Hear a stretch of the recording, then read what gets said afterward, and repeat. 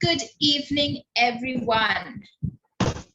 I am Susan and I am happy to be your host for today. Welcome to Bridging the Gap, a series of webinars that have been designed to help you overcome some of today's pressing needs towards becoming a better leader. Now, before we go into today's session, I would like to thank the American Center of Colombo for all of their support. The American Center Colombo is a branch of the American Embassy that works towards empowering Sri Lankan youth, and they have and continue to run many such comprehensive programs. To tell you more about the American Center Colombo, I would like to invite Mr. Sanjay Malvahanan, the director of the American Center Colombo. Sanjay.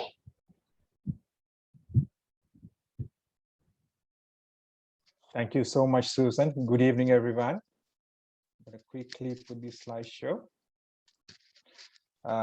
First of all, a warm welcome to everyone on behalf of the US Embassy Colombo and the American Center. It is so nice to see everyone joining us today. It shows us that there's a huge kind of demand for virtual skills development program.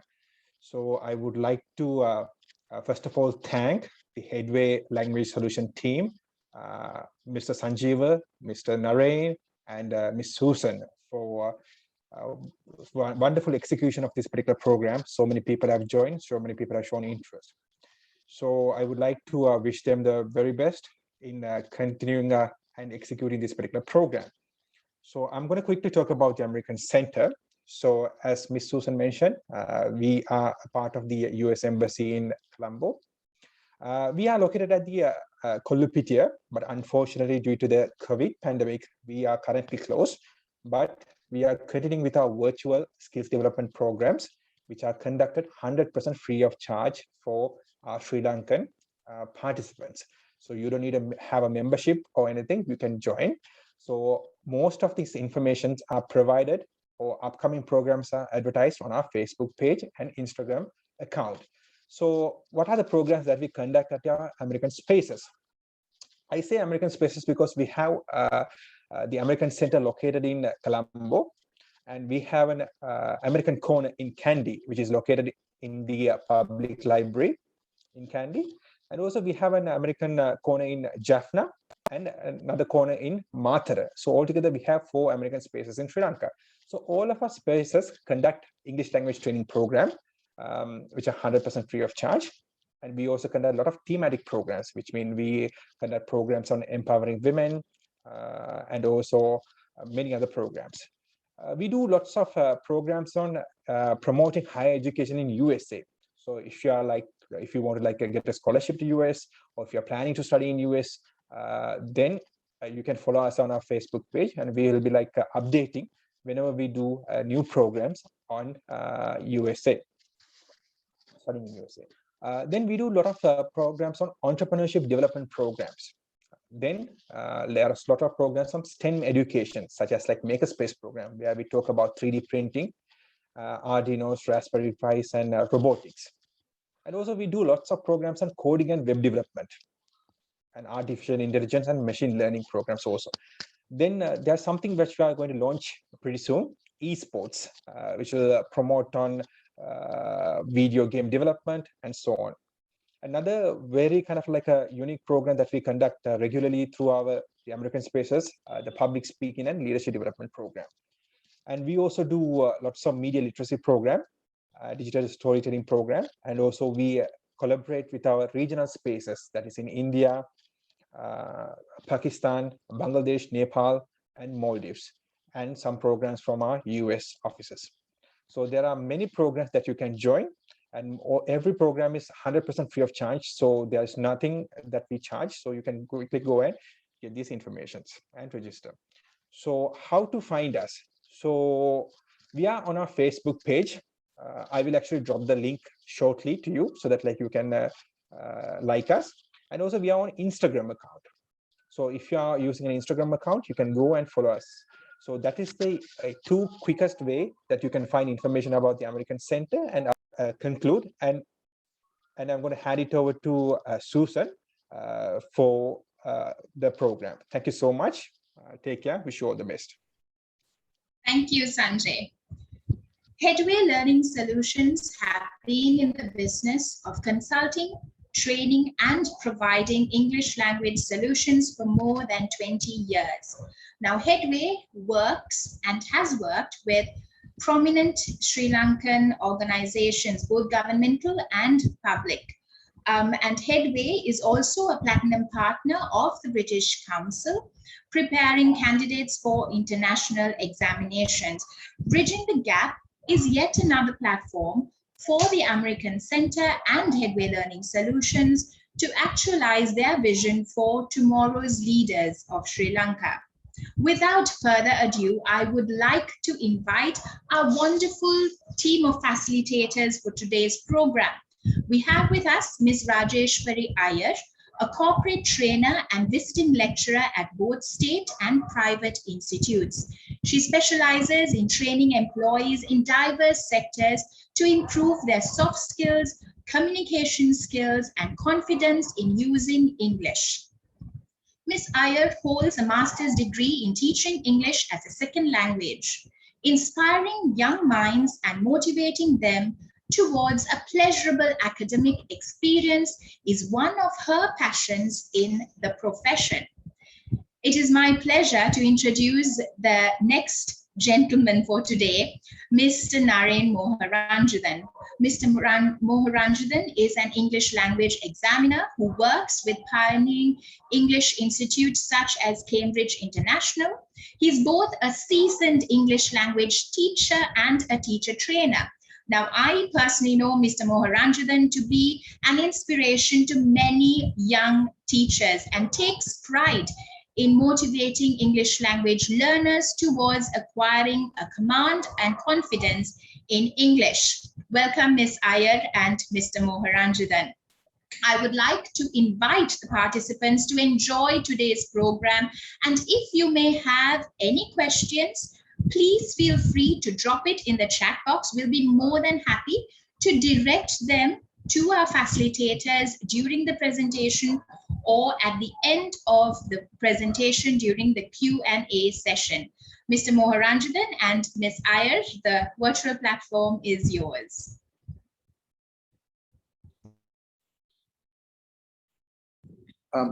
Thank you very much, Susan, for that wonderful introduction. So let us, without further ado, we'll start. And thank you very much, Raji, for joining us today. Hope you will all have a wonderful time with us this evening, sorry. Susan, can you check? Can you see this screen? Yes, Naaren, sir, we can see it. Right. So bridging the gap, that is the heading today. That is our topic today. And my aim here today is to, what are we going to focus on today? That is everybody's question. That's your topic says that how to improve your speaking skills. That is our main topic. How to improve your language skills, English language particularly. So have you heard about this? Give a man a fish, feed him for a day, and if you teach a man fish, you feed him for a lifetime. So that means then I am not going to teach you English in this lesson, in this 1.5 hour workshop today or seminar today. We are going to tell you how to do that on your own. And that is very important, more important than just spend 1.5 hours learning something. So you're learning how to do that. So let us see what is the area that we have here. So once again, no fish for today, but only how to fish today. Okay. So what are those areas? First of all, we'll just go very fast. Why English is important in the world. You all know that, but I'm going to remind you why it could be very useful for you. And then English is useful in your career development. Why is that? Is it important? And then the learning part, very important factor here, which can impact on your learning. So what do you mean by this this learning part? And we also will be focusing on developing listening, speaking skills on your own. So with reading skills and also writing skills. Okay. Okay.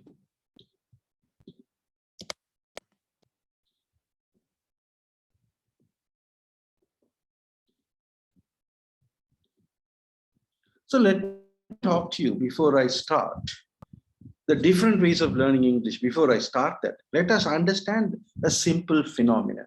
That is English important in today's world?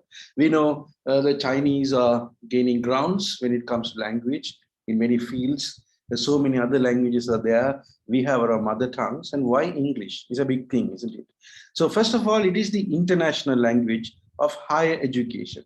You can't think about higher education if you don't have English.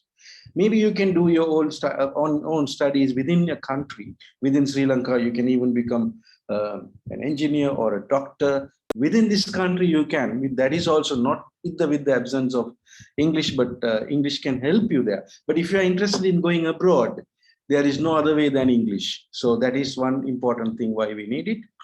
And English is the international language of technology. Just imagine, because of this COVID-19 situation, we were doing nothing for a month, hopefully, right? In the beginning, 2020 until March, we weren't doing a lot of things. March, April, and then when we came to May, then we just jumped into, so many people became tech savvy and they were able to use these platforms effortlessly. Why? Because one of the reasons is they were able to do these things in English. They could watch lots of videos on how to use these techniques. And then so many things happened because you had some basic knowledge to understand technology. And I don't need to say about the rest of the things, technology to young people like you. When you use a phone, when you use a computer, when you get into the internet, you need English, without which you cannot move forward. And then it is the language of business. Once again, if you want to be an entrepreneur, English can be very, very useful for you. Now, there are stories about farmers in Anuradhapura, Polonnaru area. They, once, this is again an American Center initiative, sometimes back, I was kind of involved in that. They started teaching people, farmers in those areas, how to use the internet. So for that, they needed some basic English. So when they used the internet, they were able to look at the pricing, how much they can offer for a bushel of paddy, how much can be quoted for that for a second businessman before going to the customer. And those pieces of information were able to be received using the internet. So they taught those farmers a little, and that showed a lot of differences in the way they did their business. So that is a simple example how international you can go with language in business. And it is the language of diplomacy.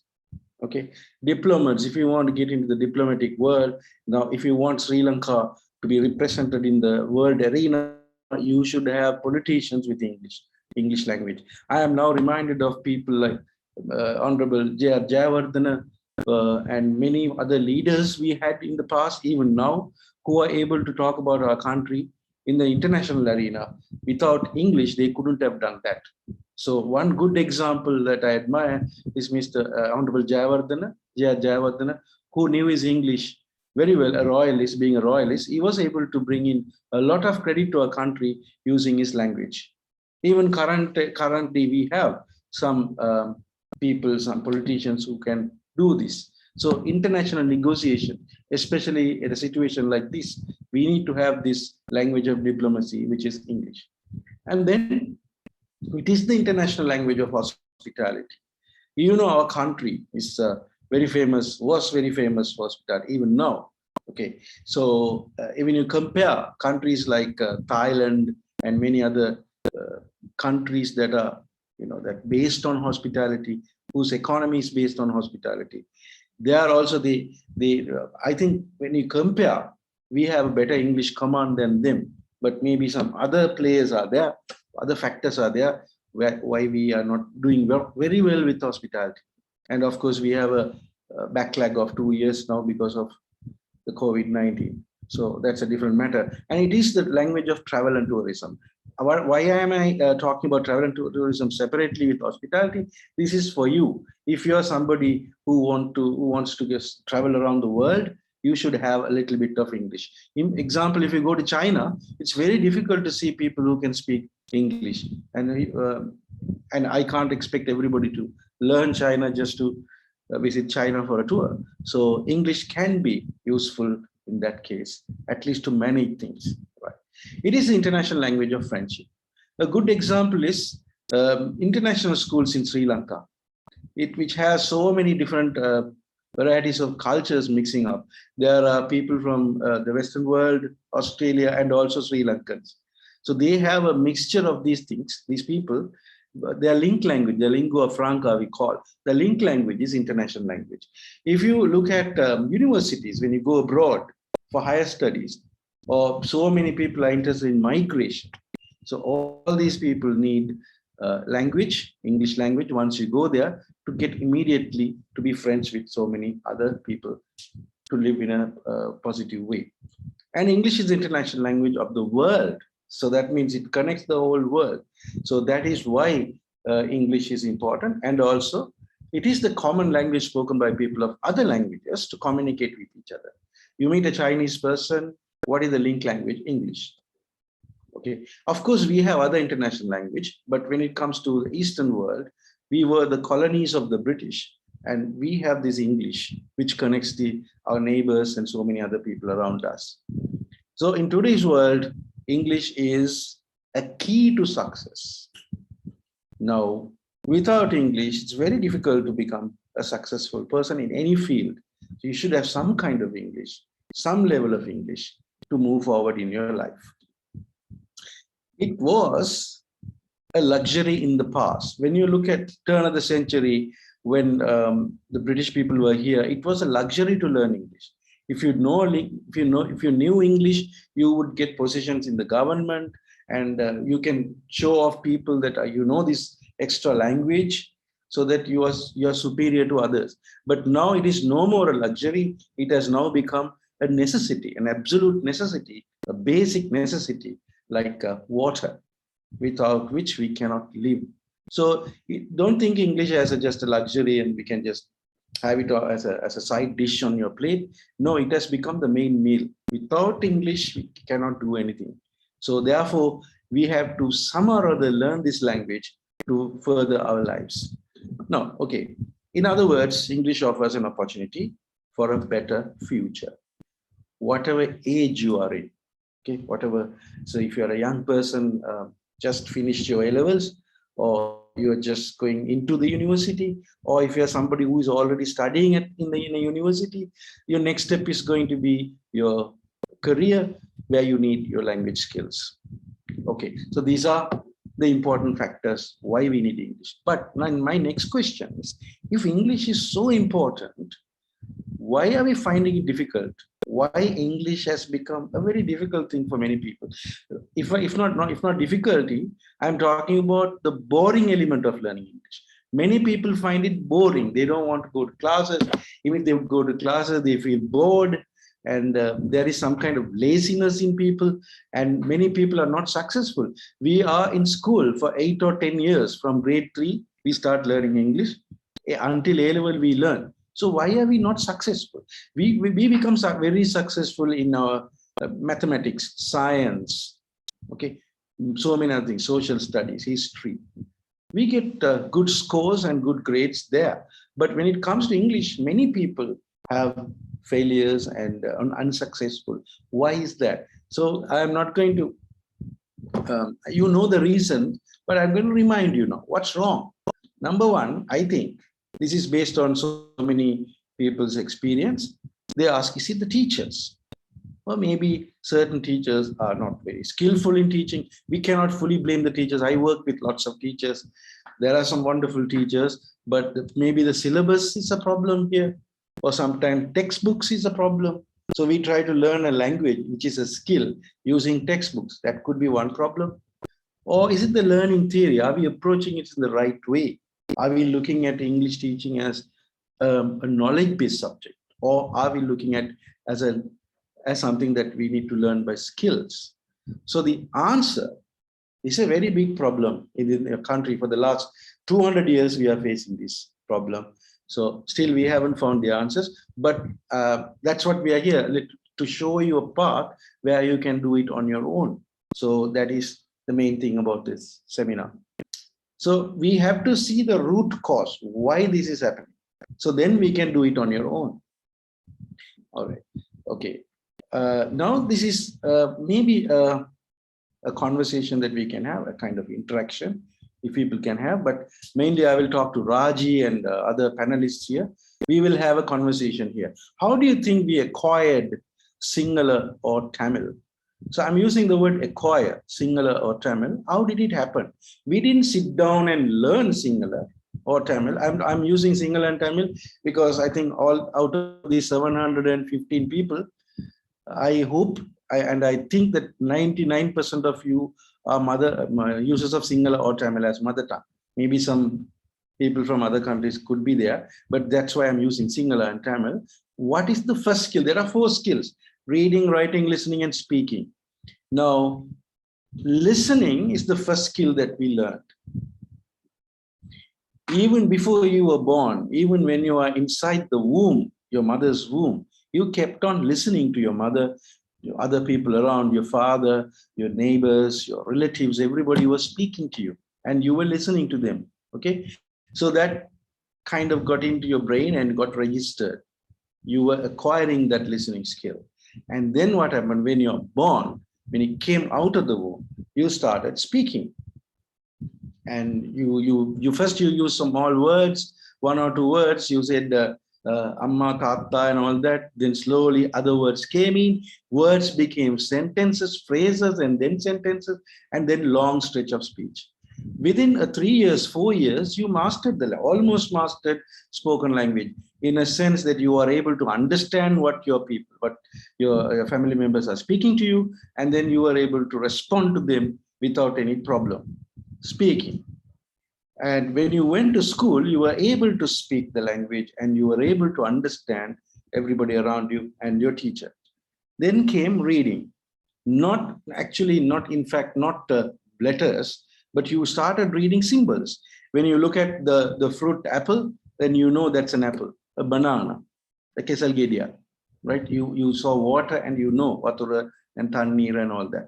So that you started reading at home, symbols. And then when you went to school also, they started with reading. They taught you how to read. They taught you the alphabet in both languages, and you started that.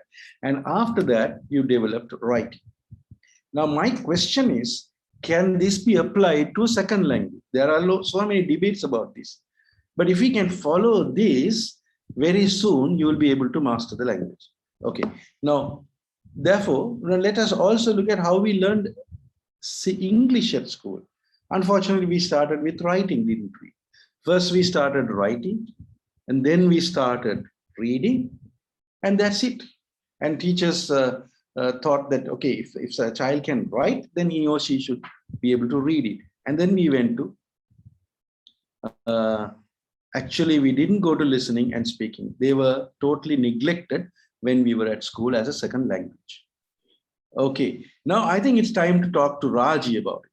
Now, I want to ask you, Raji, I heard that you can speak at least 5 to 6 languages. How did this happen? Did you come in this way or this path or the previous path that I was talking about? So I'll go back to my earlier slide.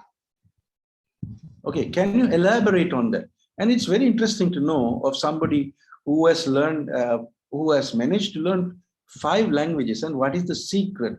Can you tell us about this? Yeah, 6 actually. I don't think I didn't set out, I didn't have it as my life goal to learn 6 languages, but I think it sort of happened. Some languages, especially my mother tongue, that's obvious, we all learn it. And in the school, we were taught English. Not fully though, exactly like you said, it went in the reverse order. It was not a great success in school, but later on I managed to learn English. Some languages I learned out of necessity. Some I learned purely out of curiosity. It's just the desire to see how people communicate. I think that you should have that. I think it doesn't matter how many languages you want to learn. even if it's just one language you are supposed to learn, you should have that curiosity in you. That helps you to learn something new. So if I'm going to talk about my language learning experience, I started out with only my mother tongue, Tamil, and I was studying in Tamil medium until I finished my primary. And then one fine day, my father asked me, "Would you like to join an English medium school?" I didn't realize the intensity of that question. I just said yes. And then that's where my English learning journey started. It didn't go smooth at first, I'm telling you. It was really rough, very, very, very rough. I practically failed in all the other subjects except Tamil the first 6 months because I couldn't cope up with it. But later on, I persisted. I continued to learn little by little every day, and then I improved. So English was part of me by the time I finished school.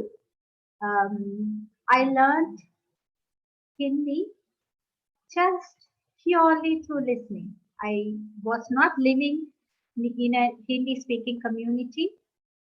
I didn't have Hindi speaking friends. It was purely through listening. Like you rightly pointed out, listening is the first approach to learning a new language, and I am a living proof of that. I learned Hindi, I learned how to speak Hindi through that.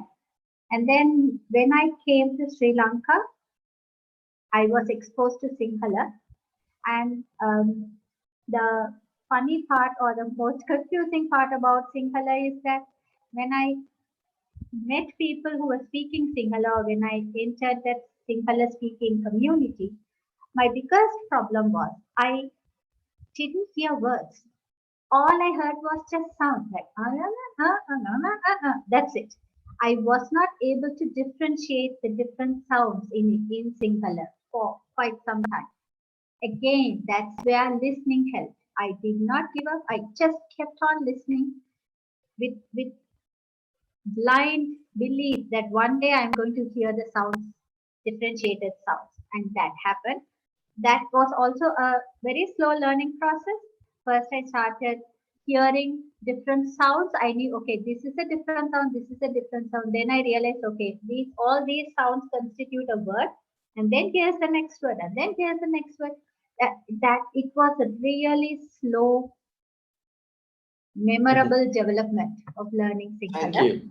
Thank you very much, Raji. So if you can, the bottom line is there should be a lot of listening, isn't it? When you have a lot of listening, when you're exposed to the language, and I can see somebody saying this, Praveena Maria is saying, the main reason was the environment, the language that we used was fixed within our lifestyle by birth. I agree with you. So when you have that lifestyle, I mean, that environment, now if you have an environment where your parents spoke English, and that wouldn't be a problem. But we don't have that environment. That is the problem. So we cannot create that. So, but nowadays we can create that. Now, what Raji says, that reminds me of the way I learned Sinhala. So I had the same experience. I had my friends, and before my friends, we had teledramas and things. It started somewhere in 1986, 87, when teledramas, when the TV came to Sri Lanka. First it was IT and then Rupavahini. We had lots and lots of teledrama, Sinhala teledrama. So we were kind of exposed in that, just like what Praveena says. Some part of our lives, like after 6:37, because TV was so new, so we were just glued to it, and we didn't have a TV. We had to go to a neighbor's place and watch this. So we were exposed to Sinhala, and when we started listening a lot, our pronunciation also changed, and we were able to communicate with other people. So that is what we are coming to now. So how can we do that? And when you look at my days and Raji's days, we did not have that environment, not a very conducive environment for learning languages. I told you about the TV, that we had the TV, that's it. But now young people in this country, we have, not only in this country, I mean in the whole world, this environment is already there. So what we need to do is to embrace that environment, go into this environment and then think how we can make use of this ample resources that we have to educate ourselves. Okay, so right, all right. So let us go to the next slide. Now that's what I'm going to start you. The bottom line is listening. The more you listen, the faster you will be able to speak, and then other skills will take care of themselves. But the most important thing, listening and speaking. Reading and writing, I'll come back later. Okay, now as a singular speaker, I only know these two skills. I can understand the news, I can understand whoever, I can even understand religious leaders speaking about religious things or spiritual things. Politicians were talking about today's situation. I can just do that. I can understand that. And I am also able to speak. But reading and writing, not very good. I can't read at all in singular. But some people can. Now I will ask one more last question about this from Raji. How many languages you can speak and understand? How many languages can you write in? That's a very good question, right? I can speak all, I can listen, I can understand and speak all the languages, but with varying fluency levels, right? But I can't write all the languages. I can't read and write all of them. Hindi, I can't write. Chinese, I know the letters, but I don't practice writing. So, but I can understand to a certain level, I can speak. So yeah, reading and writing, they come lower in the order. Mm-hmm. Thank you. So I think if you want, now you know you're listening and speaking, but if circumstances require you to read and write, now I think it's time for you to do that. If you require. So that is, if you don't have the listening and speaking as a base, you cannot move forward with reading and writing. Okay, that would be very artificial. Good. Now let's go to, I'm going to give you some clues. How can we do? Therefore, listening is the most important thing. We are going to give you some clues of listening, and please get ready with your questions. If you want to ask questions, you can do it on chat. You can write it on chat. My colleagues are there, Susan, Tara. They will collect those questions and ask you in time. They can interrupt me anytime they want to. So Raji is also ready to answer those questions. So get ready with your questions. Now, let us look at our next slide. Here, I'm giving you some ideas. Developing listening skills. How can you do that? Yes, the best way to do is to speak to somebody, your friend or somebody who can speak the language. You can associate with them. You can talk to them. And I had a student.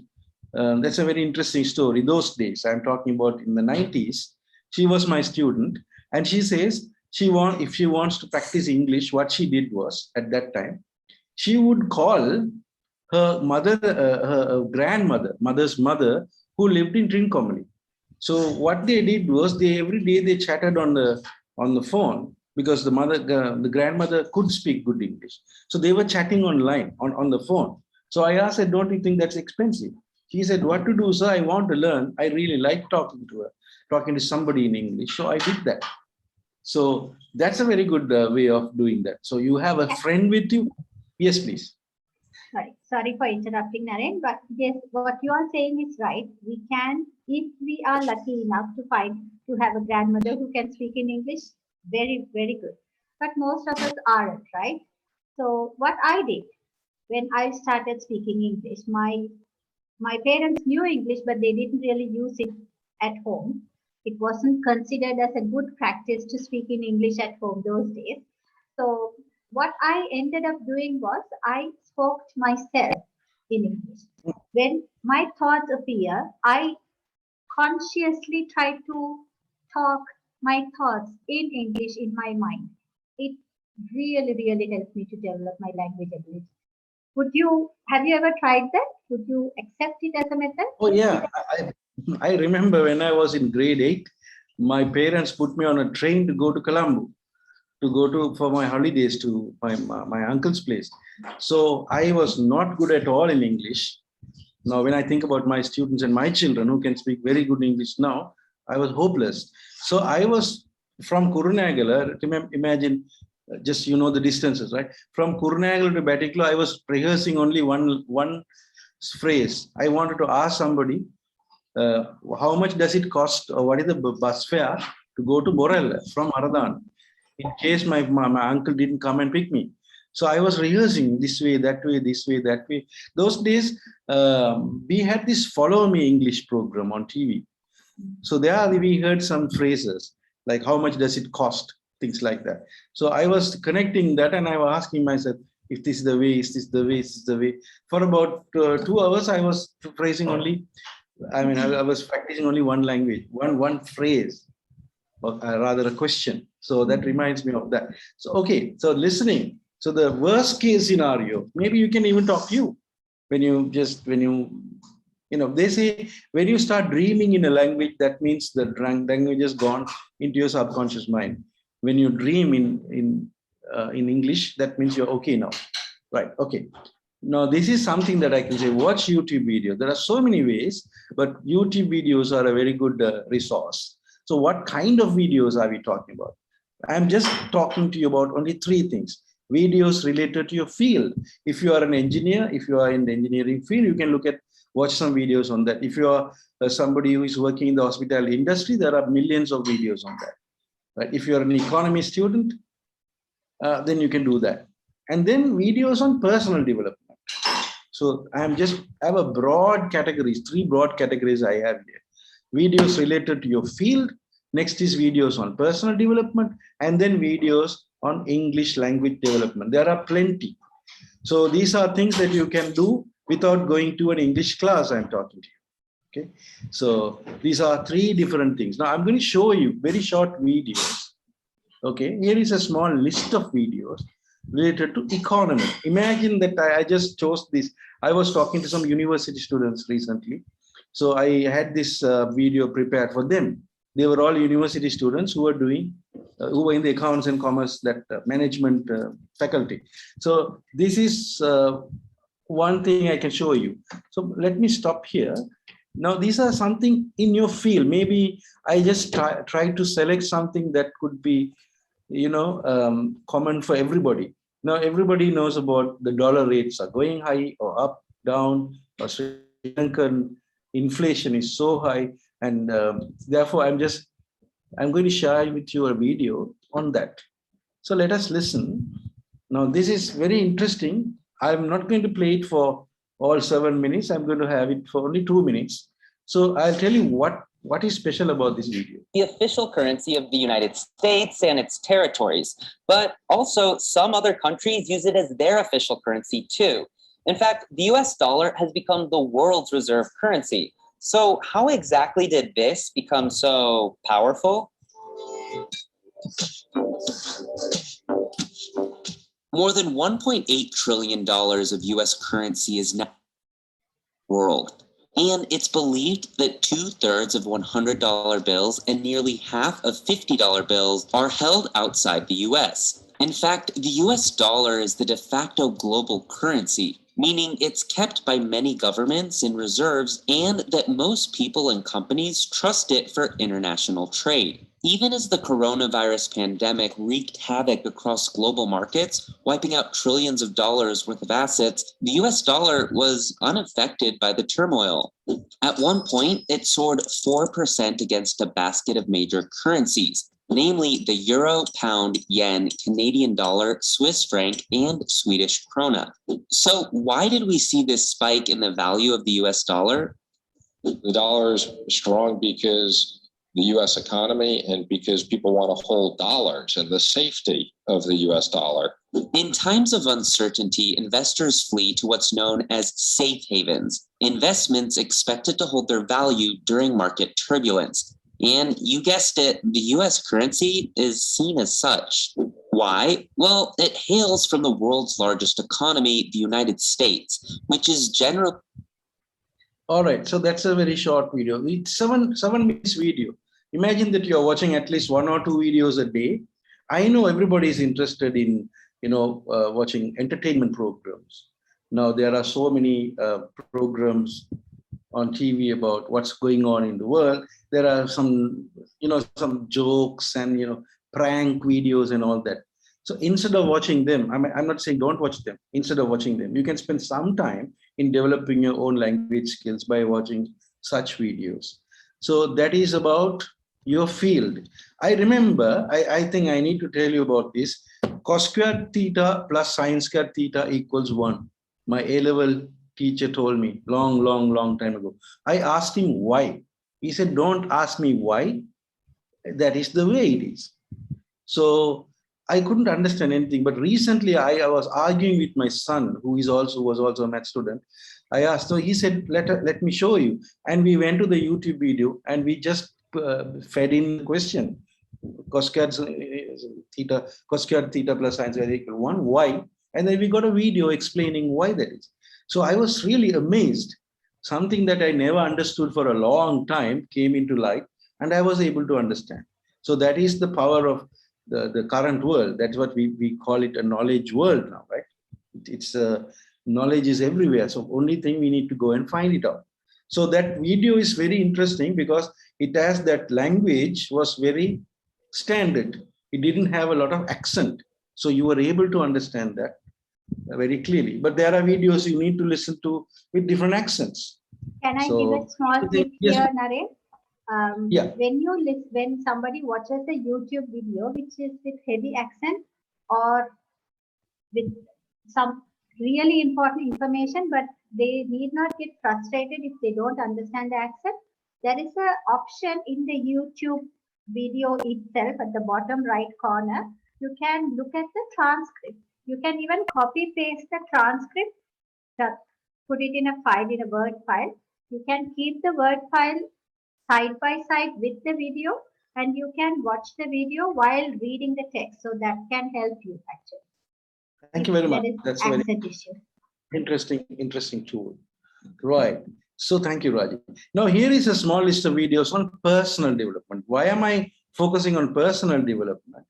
People have to, especially young people, need to have some idea of what's your life going to be. So personal development videos also can be very, those language speakers, people in that personal development field, they speak in a very attractive manner. So that also can help you to understand better. For example, I'll tell goal setting workshop 1. I'm just cutting and pasting it in my YouTube browser. Let's see what we have there. I know you can't watch this 1 minute, please. Once it's ready, I will. Now there is recently, these are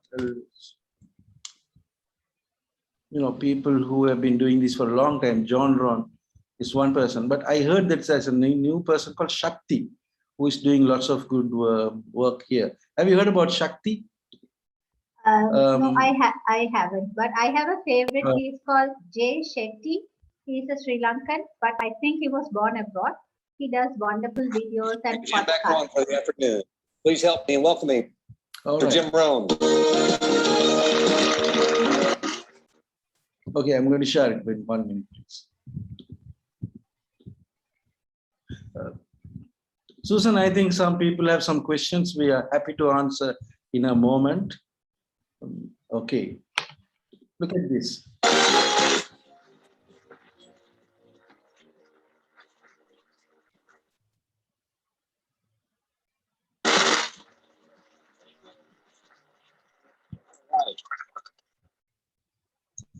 I was positive when I got older and had less hair that you could get ready quicker. Now it takes more time to arrange each one. I mean, it's a little difficult. Anyway, is everybody okay? You ready to go? Say, let's go. I like this crowd. We should do this again sometime. This is fabulous. I'm telling you. You guys have worked so hard. In fact, you've worked as hard as I have, or any of the speakers. Taking notes is not an easy deal. Thinking, pondering while you're taking notes, it's hard work. But a crash program for 2 or 3 days, we can tolerate that. Every weekend, it'd be a little tough. Couldn't be done, but you've done such a fabulous job. I appreciate that. Okay, let's do the workshop now on setting goals, developing a good plan for the next 10 years, especially some of the things you want to accomplish. Let our dreams pull us through, our objectives sustain us, get us up early, keep us up late, or drive us to do the disciplines, read the books, take the classes, study, whatever's necessary. If the dreams are strong enough and the purpose is strong enough, we will pay the price. Then after. So that's a short thing. You can watch this. You can also watch some young people talk about life and all those interesting things. Now, not recently, about 2 years ago, I met a young person who came for an exam, an international exam, and he was performing very well. When I asked him, I don't want to reveal the names or the place where he came from. He came from a remote place in Sri Lanka. So I met him in the canteen and I asked him, son, you speak very good English. Where did you learn this? He had a very natural accent as well, slightly American. So I asked, I knew that he was not, with experience, I can tell whether they are actually just putting up an accent or is it natural? It was a natural accent. So I asked him, how did you learn this accent? Where did you get it from? He said, sir, I watch the President Obama speeches almost every day. I just go to the YouTube, find out his speeches, and I always listen to him. So that has given me, actually, I learned all my English through that, he said. So his accent, not only accent, the words he used, the way he presented himself, everything reflected a very good speaker. So he was a good example of somebody who learned from the YouTube videos. He said, solely on YouTube videos, I did that. So that was amazing. Now, I'm also going to show you, final thing I'm going to show you is on this is another area I told you, English development videos. There are plenty of them. So in the previous one, personal development, you hit 2 birds in one stone. With one stone, you develop English and also you develop in your personal development. But when it comes to, if you want to focus on a different area, a particular area of language learning, you can go to these. So many videos are there. I would like to recommend this person called English. Okay, and she's really nice. And I am just going to share you another 1 minute or 1.5 minutes, and that's it. Now we are ready to answer your questions, which I think would be very interesting. I am really excited to talk to you, to answer your questions. So is Raji, I suppose. Right. I was once on the board of the X Prize Foundation, and we got to go to SpaceX. We got to actually sit down with Musk.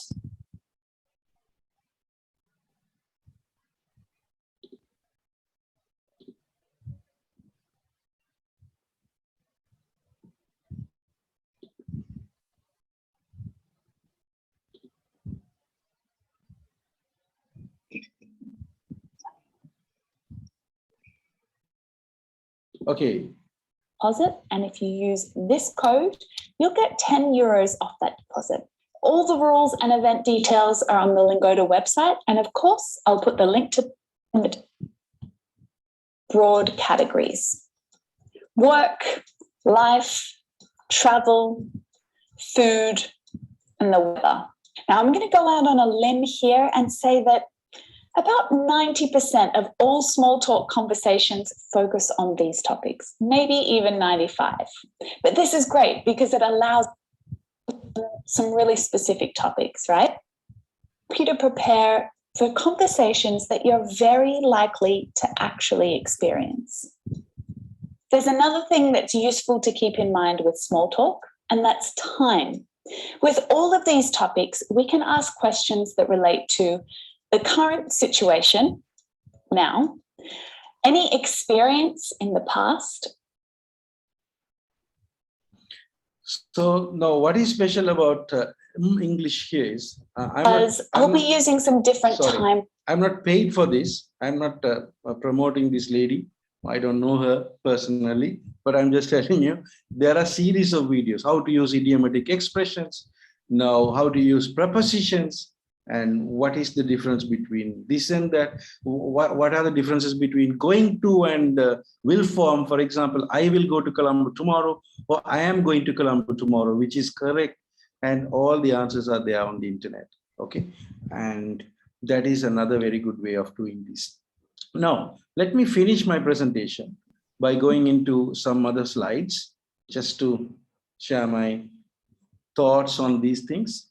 Then we can wait for your questions. I think before I do that, I have enough time, another 1 or 2 minutes. I can wait for some questions.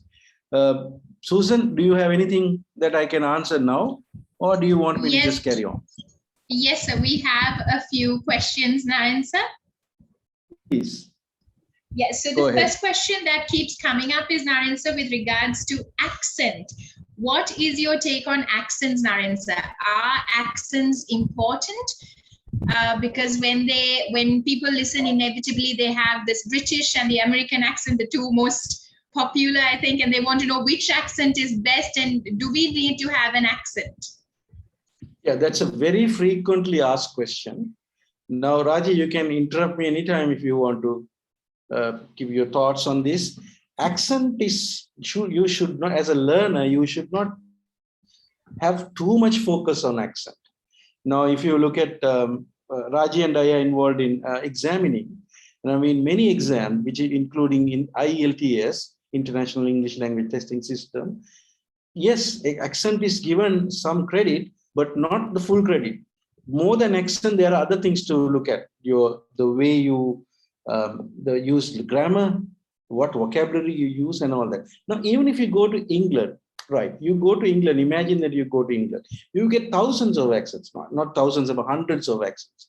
Now you go to Scotland. You may not understand anything what they say. It takes time for you to adapt to that kind of accent. Okay, so accent. Now, even if you look at Singular, for example, how many accents are there in Singular? I can see, as a Singular listener, I can see at least 3 or 4 accents are there. The Patharata one, the Mathara language, and then you go to Kandy and upcountry, you have a different language. Tamil people speaking Singular, as they have another different accent. So when it comes to English, you have so many accents within Sri Lanka, a tiny country like us. We have Jaffna accent, Batiklo accent.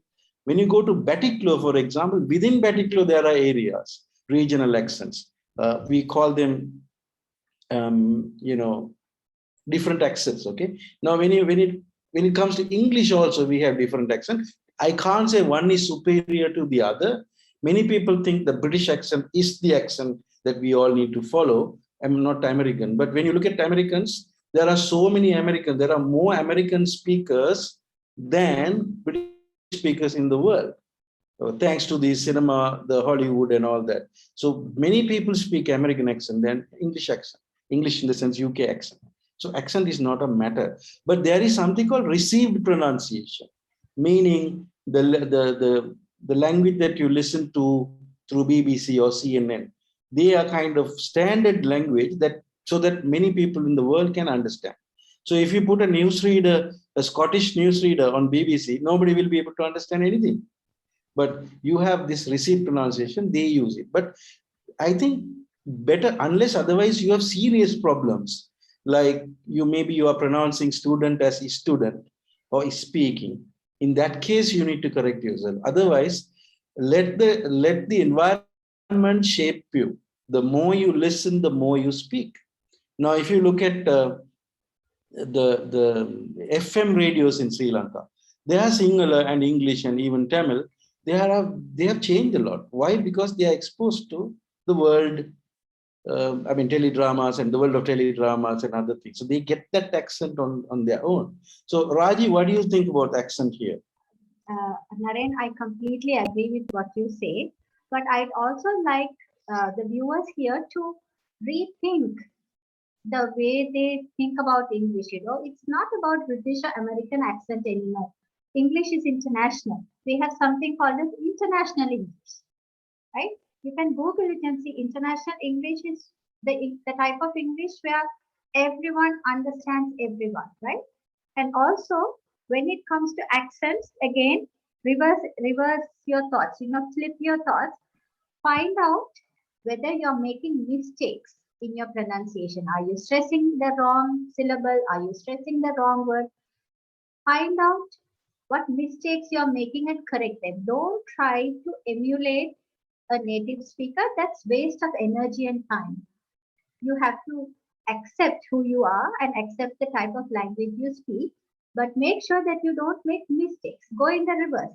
correct your errors, and you will automatically be very good at it, right? So think about this.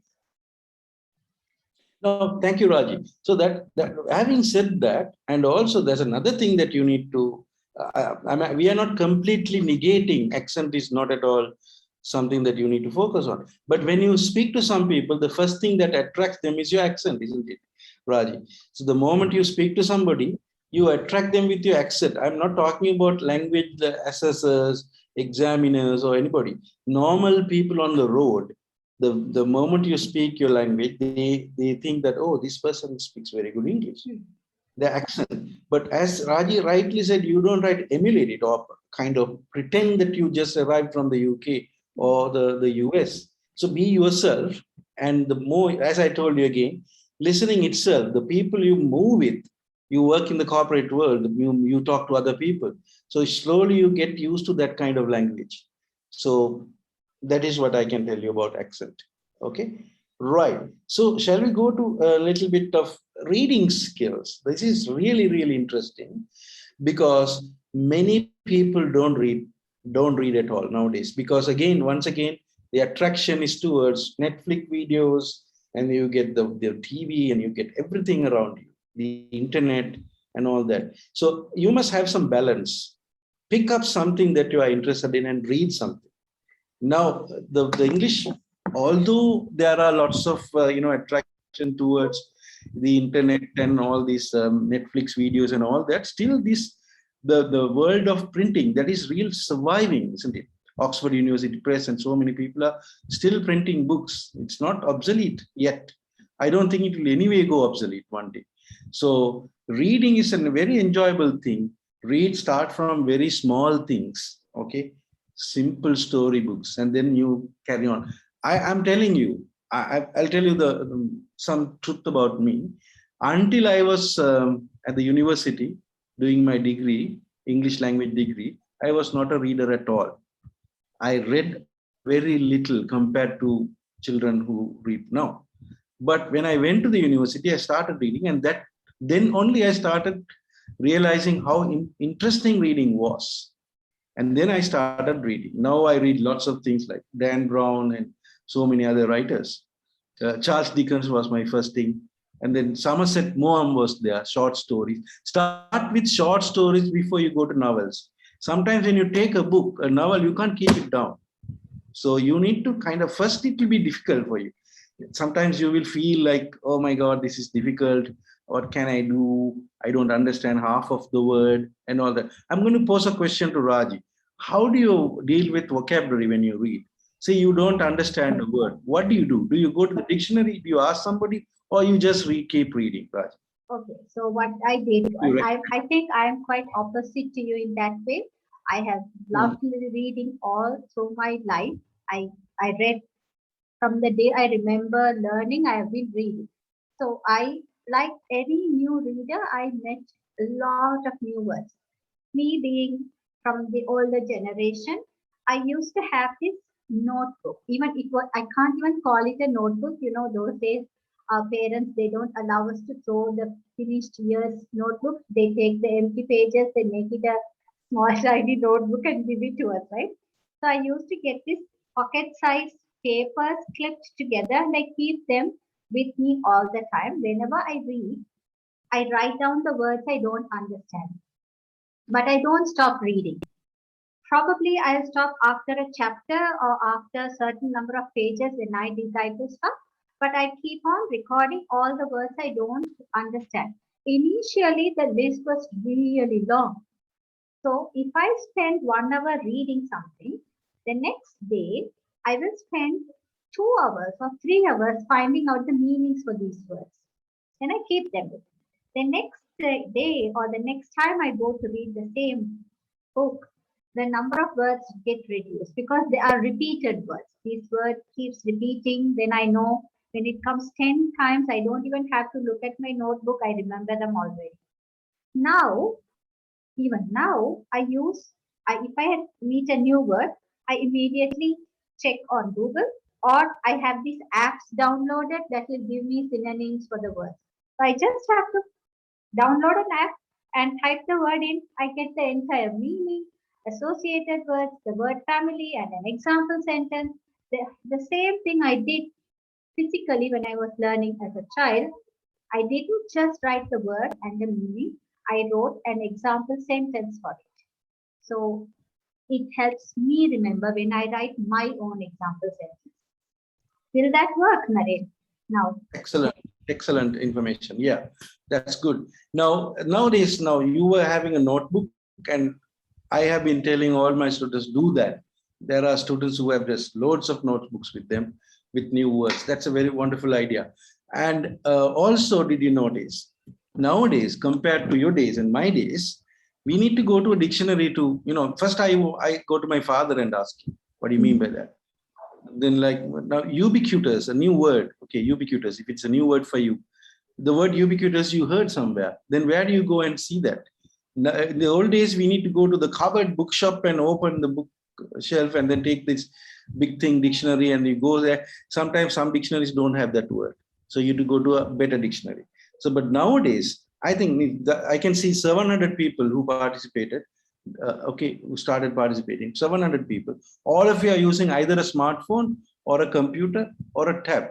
So the same device can give you, just write ubiquitous somewhere in the Google, just Google for the word and you get loads of dictionaries. Not one dictionary, several dictionaries try to give you the information, and not only information with the examples, and then you just cut and paste it in a document.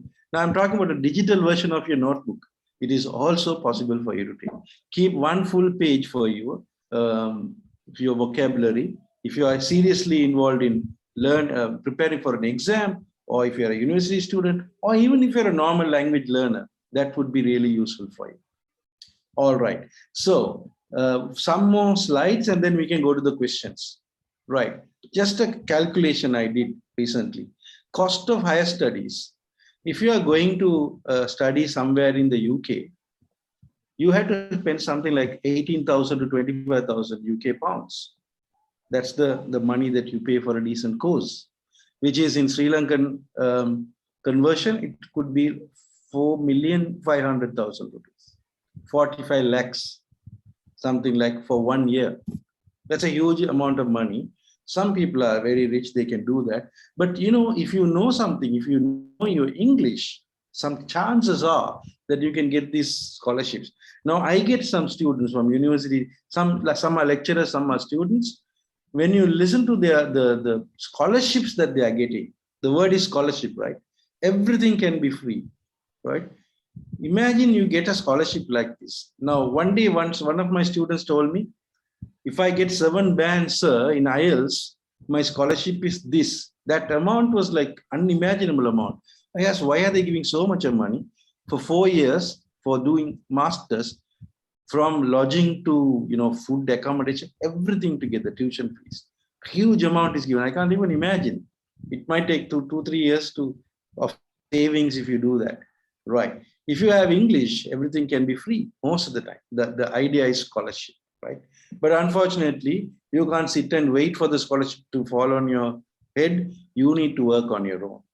The requirements for most scholarships, of course, you must be very good in your own skill, right? You need to have the skills to apply. You must have that skills. If you are an engineer, you should have that. If you are an IT specialist, you should have your qualifications. After that comes good academic performances. That is your grades. And then finally, an IELTS score of minimum 6.5 or more. So many people have the first two. The stumbling block they see is English. So they do well in the other things, but suddenly this thing comes in front of you, and then you have a big problem. I have to produce 6.5. Then you go everywhere asking for tuition and try to get something by hook or crook, get this 6.5 done. And sometimes people give up also if they don't have the language. So that is our problem here. Language. If you have that language skills, scholarships are possible only if you do that. So please don't expect a scholarship served on a plate. You need to work hard. If you have any intention of higher studies, you have to start now. I don't know how old you are in this group. There are so many people here, probably guessing that you are very young people. It is the time for you to start working on this. Okay.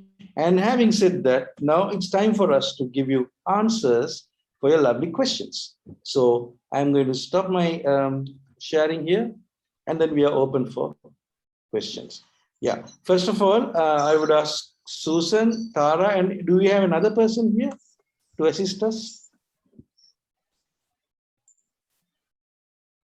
Susan, are you there? Naaren sir. Yes, Naaren sir, I'm here. Hi, sir. So Naaren sir, we've got a set of questions in for us. And one thing that kept on coming in is there are participants who watch videos, but they use subtitles when they watch the video. So what is your take on that? How does that help, or do subtitles hinder in acquiring language, Naaren sir? Excellent question. Subtitles, excellent question. Subtitles, I have to say yes and no for this, right? Sometimes in the beginning, you better watch some videos without subtitles. When you don't, now imagine you watch a film with subtitles, sometimes it's cumbersome, isn't it? You're always reading that, and always your focus is on reading. So you are looking at two different things.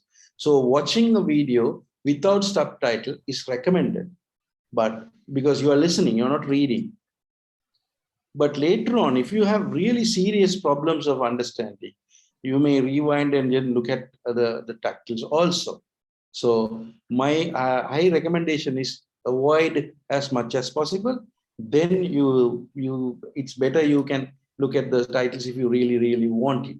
So that is a yes and no answer for you there. There was somebody, I just saw a question here. I think I'll put it to Raji. Somebody is asking, IELTS, are IELTS exam difficult? Like, can you compare it with Cambridge exams? So can you give a short explanation about Cambridge exams and IELTS here? Well, Cambridge exams there's a suite of exams you have. They are focused on developing your language skill. Okay, so it starts from age 5 or 6, where you learn words and colors and sounds, and then you go on build up to being a professional. But IELTS is not about learning English. It's a proficiency exam. In that exam, you are supposed to show how good you are in handling language. Now, when an examining body, Cambridge is also part of this IELTS examining body, they are partners. When that examining body asks you to do this particular exam, they are not worried about where you studied English, how you learned. Did you watch videos? Did your teacher teach you? Did your parents teach you? Did you learn for 2 years or 10 years? They don't care. All they want from you is, okay, if we give you these challenges in English language, if we ask you to read texts that are not from your field, understand them and answer questions, can you do it? If we ask you to listen to a white man speaking, can you identify specific details, and can you identify the overall gist and answer the questions? That's the focus of IELTS exam. It's not teaching. There is no syllabus. There is no book like 7 chapters you read. You study all these 7 chapters, you will pass the exam. There's nothing like that. IELTS is your language journey as a whole, as a person. What have you acquired throughout your life? You show it through the IELTS exam. You tell them, see, you ask me a question on any topic, I'll write you an essay in 40 minutes. That's the skill. That is what they are testing you when you write an IELTS exam. Naaren, am I right here? Yes, you're 100% correct there. Can I add something? That's an interesting question. Somebody's asking, I think it's Fatima asking, IELTS expires in 2 years. Do you believe that a person can forget a language in 2 years? So why are they testing once again? That's a lovely question. Because no, it's not that you forget, you may develop. Now, IELTS, as Raji said, IELTS assesses your language competency at the moment of speak. They want to know whether you are capable of doing a course in a university at the moment. So you'd go to the exam, they assess you in 4 skills: reading, writing, listening, and speaking. And then this is your score. Okay, if you are 6.5, you won't struggle. you will go to a university and you will be able to follow this course. Imagine that you don't have the right skills. So you don't have that language skills to go and follow a course. You pay your money, you find your accommodation, you go there and you get frustrated. So although IELTS looks like a hurdle, a stumbling block, actually it is a kind of, what can I say? It's a reality boom. check. It's a reality, and also and it helps you. Yeah, it helps you not to waste your time. So the question is asked, why they expiring in 2 years? Because in 2 years you may develop it. You can be at a higher level. So you go to UK. You go to the UK with 6.5. You work there for 2 years. You study there for 2 years. You know 8 bands or even more, 8 bands or 8 bands or more, because you had exposed to the language. So IELTS is a different story. But as Raji said, Cambridge exams, if you have Cambridge exams are qualifications. IELTS exams are entry qualifications. That means your current level of language. So those who are young, and if there are parents, my recommendation is that you start to give your child skills of Cambridge, and then they slowly climb up in the ladder and they come to the position. I am such a parent. My son and daughter, they have Cambridge exam, CAE. My son has the top level CPE. Now he was not asked to do IELTS because CPE is accepted by the UK qualification. So they accepted it. So that is also one investment that you can have. There was a question, Naaren, about whether if somebody does their degree in English medium, are they exempted from IELTS? I don't know. If you... Pardon me? No. Yeah, I understand your question. Even if you study in your English medium, you have to do your IELTS to prove. But for your first degree, certain universities accept it when you learn in English medium. But nowadays, even top universities, they ask you for IELTS. It's not an IELTS qualification. It's not mainly asked by the university, but by the embassies or high commissions. They ask you for this band scores. Right. Okay. Susan? Naaren sir, yes, we have another question, Naaren sir. This is with regards to speaking. So a lot of candidates were saying that they are able to understand, but when it comes to speaking, they have this issue of being nervous. So signs such as having a high-pitched voice, loss of words, they don't know they don't recall the words, and then structuring the sentences. So how do they overcome this nervousness when speaking, specifically when speaking? All right. So I think I will ask Raji to answer that. Then I'll pitch in. So now there are multiple reasons for somebody being nervous, right? You could be nervous because you feel not very confident, or you could be nervous because you feel that somebody else is going to laugh at you. What if you make a mistake, and what if they laugh at you, right? Now, as a person who has been in your position, I can tell you, it didn't help me. Worrying about what others will think and how others will react, it didn't really help me. There was one day when I thought, okay, so what? What if they laugh? How long are they going to laugh at me? 1 day, 3 days, 3 months? 4th month, they get bored. They realize, okay, whatever I laugh at or do or whatever they do, even if I laugh for 3 months, this person is not going to stop speaking in English, and they stop laughing, right? And that is the only way that works for me. Naaren. Thank you very much, Raj. Thank you. So yeah, that is an attitude problem, isn't it? So yeah. You give a good way. That's a fighter spirit that you gave. So let them laugh. But did you know that mostly those people who are laughing, actually they are not very good in their own language. Okay, so that is, you must see that they have their own inferiority complex there. They are laughing at you because they think, oh, this person is going a little further forward than me. So those are the people who might laugh at you. So they show their confidence levels are low. They have their own inferiority complex. They are laughing at you maybe. So you have to make a decision.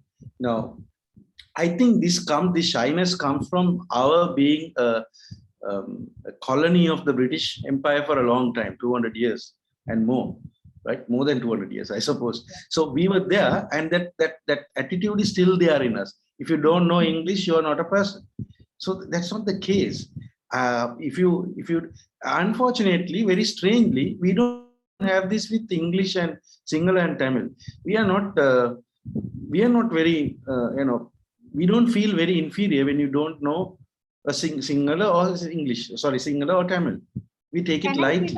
Yes, sorry, Raj. Naaren, Yes, can I give a practical solution for this nervousness? Even though attitude is the first step, but practically, how do you actually do it? What I would suggest is have a question in your mind, or have a list of questions you would like to answer in some situation. Record yourself on your phone.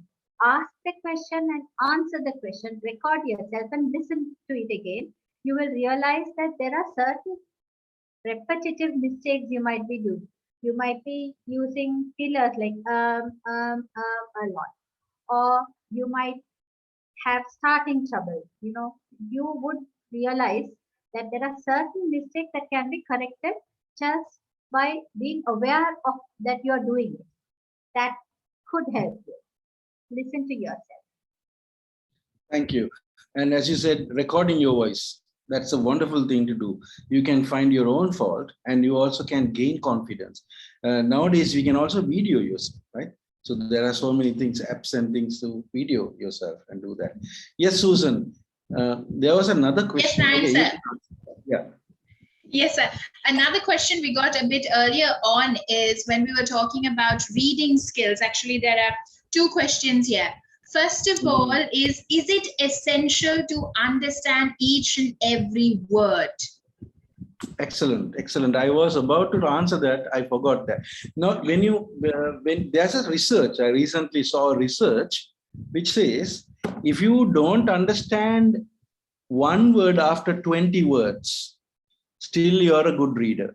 What do you mean by one word after 20 words? If you're reading 100 words, even if you don't know 5 words, still you will be able to understand the text. So first thing is to ignore difficult words and go on reading. And the second thing is we call that context guess. So when you read something, the sentences that went before that word or after that word can kind of help you to understand what the sentence. Can I give you a very good example? This is not a classroom, but I can still give you. So I'm going to tell you a word. You tell me, is that word a food item or furniture or a vehicle or something, right? Last night, I had a wonderful party. I had some excellent fish rolls, bolakis, pizza, and so many other food items. So which word you didn't understand? I had excellent pizzas, bolakis, Rolls. So many other food items. Rolls, I said rolls. So what is bolakis? Can you guess? Answers are coming into the chat box, Naaren, sir. Food items, Yeah. food. Food items. You see, that's very simple, right? But actually, there's no word called bolakis. It's a nonsense word I invented. So I made it too easy because it's a seminar. In a class, I would put a long sentence and put this bolakis. It's slightly difficult for them to understand, but they guess it because looking at the word. But the reason why you are reading a storybook is enjoying the story, right? So you must first neglect a lot of words and go on. But if you are reading an academic text for your own exam, then you have to stop and definitely go to, you go to the dictionary and find out what that is. You have to. Now, many people complain about writing. Okay, we didn't cover writing today. Many people complain writing nowadays. Now the dictionary, my Word document, or when it comes to MacBook, my page corrects the language on its own, so I don't get to learn. But I tell them, now if you write a word, for example, environment, you write the word ENVIROUMENT. The dictionary, the page document says, or the Word document gives you a red line, right? Don't click and correct it on the spot. You try with that. You 3-4 times you write it, the right word, environment. Try it in different ways. Then finally, the last resort, you go and check it, check the correction. You just click on that and it will correct you. Then from that, just don't go to the next sentence, you read it. Recently, I had problems with, for the word bureau and plateau. Can somebody spell plateau and bureau for me? All right, okay, no problem. So every time I was writing an email, I'm talking about sometimes back we were working with, okay, many people, right, good. So plateau. Some interesting answers are coming. Yeah, some very interesting answers are coming. So finally, I told my student, how can I remember this plateau and bureau, words like that, environment. They are funny words. I can't that doesn't come into my mind. I said, okay, you have some other ideas like, Plate Australia. Remember Plate Australia, PLATE, Australia, AU. That is the word plateau. Okay, bureau, POA Australia. Then change the word B, P-U-R-E, P-O-P-U-R-E, right? P-U-R-E. But Bureau is B-U-R-E, and Australia, Bureau. Now, P-L-A-T-E-A-U, plateau. So the environment, for example, environment, when you write it, but you don't pronounce it environment when you say environment. So you don't sit down and like the old days, like some teachers give you a list of words to memorize. ENVIRONEMENT, environment, that is going to be useless for you. You will never, you will forget it easily. So that's a very stressful thing to do. So don't do that, but just type it and see, make use of the technology that you have. Yes, Susan, another question? Yes, Naaren, so another question with regards to reading. So the question was, how do you choose the correct material? There were a couple of people who said, I like to read, I start reading, I finish a chapter, and then I close the book and forget about it. Or I open a book, I start reading, it's too difficult, I don't understand, so what do I do? So how can they choose a correct text, Naaren sir and Ms. Raji? Chances are you are selecting something that is not very relevant to you. So nowadays, that's what I was about to tell you about this Oxford University Press and all those people. They have graded readings. So you go to a bookshop and look for those graded readings. Start from, simple things. If you're buying a book, it shouldn't be like going to a supermarket and just loading your trolley with things. So you can spend about half an hour, 45 minutes when you choose a book. So just go and look at those books slowly. Read a page or read the blurb of the page, the final page of the book, the cover of the book. So kind of understand, can I read this? Read a paragraph also, then choose the book. When you go to the library, also do the same thing. Choose the one that you can read. Don't take the book, buy the book, and then go home and think that whether I can read this or not, right? Yeah, so that is the answer I can give. Another interesting, thank you, sir. Another interesting question is, lot of the participants want to improve speaking skills quickly, and there are a lot of English programs out there. So they want to know, how do they make the best choice to develop skills? Okay, good question. I like that question. So when you are going to a class, or when you choose a teacher or an institute, when you want to learn that skill, ask yourself or ask other people how the teaching is done there.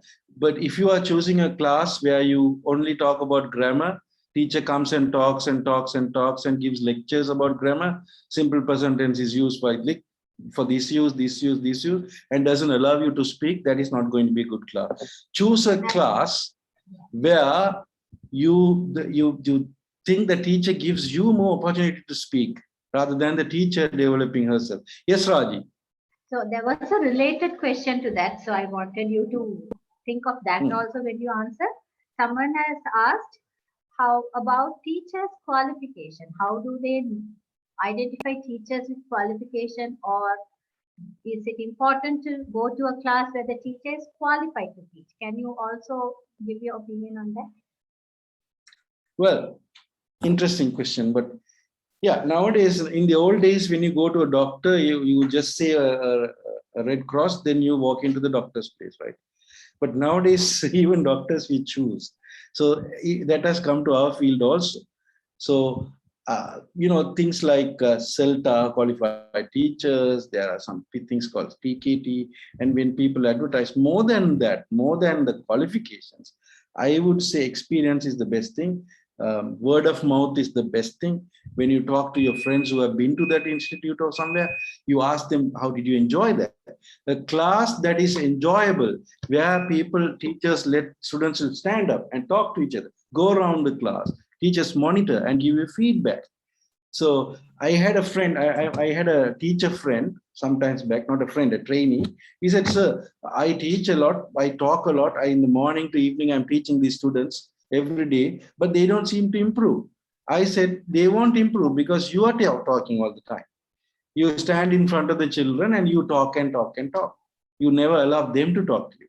So teachers or institutes that promote giving opportunities for students to interact with each other, those are the classes that you're supposed to go to. And Headway, for example, we are trying to do that even online. When we have so many free courses, like Mr. Sanjay Mailwan mentioned, we have our own English language courses which are free of charge, organized by Headway, American Center Funded Programs. They are also, even online, we make sure that people talk. We have excellent teachers like Susan and Tara and all these people. They do that. They they are trained in that way. So to let people talk to each other. So that is one reason I don't very much like seminars like this. I'm not saying I didn't enjoy it. I enjoyed it. But here, who is talking for 1.5 hours? It's Raji and I are talking and talking. An English class would not be like that. In an English classroom situation or online teaching situation, there will be a lot of students talking to each other. Thanks to all the technology that we have rooms, online rooms are there. People can talk to each other within the room. Teacher can go and monitor and so many things. I think we are close to the end of the program. Yes, Naaren sir. End of the program, but one question that keeps coming up, Naaren sir, is about grammar, how to improve grammar. But before you jump into that answer, I think I'm going to let the others know that we do have another webinar that's coming up on how to overcome grammar errors and how to improve your grammar. So please do connect with us to find out more details about that webinar. Yes, Naaren, so Miss Raji, if you could give us a few hints probably on how to improve grammar without... Naaren. Yes. Would you like to start, Naaren? So somebody's saying use Grammarly. Yeah, that's a good idea. Grammarly. There are things like your apps that you can purchase to improve your grammar. And once again, those videos that we were talking about, and in that we call it grammar toolkit or grammar clinic rather. We are going to have one, but there we are going to focus on normal problems, Sri Lankan students' problems. Like I think Raji and I had a discussion on that. One small example would be many of us Sri Lankan speakers use ing form very frequently. What do you do in your free time? I am watching TV. I am playing football. I am playing cricket. That's what they. So in that workshop, we will be telling you and why that is happening. Okay, why Sri Lankan especially use ing form more? And there are some other common errors like I went to the party, things like that. It's not 1.5 hours. We'll be focusing on very important basic grammar errors and ideas as to how to improve. That's a different story altogether because that's a very vast area, isn't it? Grammar itself. I can't just in one sentence, I can't tell you. Yeah. So today's focus was how to improve your general language fluency, speaking and listening by using videos and what other things you can do. Okay. I hope you enjoyed. In 1.5 hours, we cannot do a lot, but I hope you kind of triggered you. We have put you on the springboard and it is time for you to swim. So we have just shown you the path. Now you should, everything is on you. And I hope do that. Okay. And thank you. Thank you. Thank you so much, Raji. Thank you, Naaren. Thank you for giving me the opportunity. Thank you so much. Thank you, Ms. Raji and Naaren sir. So before you leave, I would like to invite the participants, please. There's a link that has been shared on the chat box. do click on it and give us your feedback about the program. It will also give us an opportunity to let you know about the future programs coming up. So like I mentioned, Bridging the Gap is a series of webinars that are going to take you through different topics, such as email writing. There were questions on email writing. We're going to be touching on email writing. We're going to be talking about interviews, how to face interviews very shortly. And also, like Naaren and Ms. Raji mentioned, we're going to be touching on grammar and much, much more, such as personal branding and so on. So do give us your feedback, and we will let you know about the videos that are to come. So thank you very much. Thank you, Naaren sir. Thank you, Ms. Raji, for your time. It was a pleasure hosting the webinar for you. And thank you very much to all of the participants for joining us. Thank you very much. Thank you. Thank you, Raji. Thank you, Susan, Sanjeeva, and Sanjay, Mr. Sanjay Mailwani. Thank you. Goodbye. Goodbye.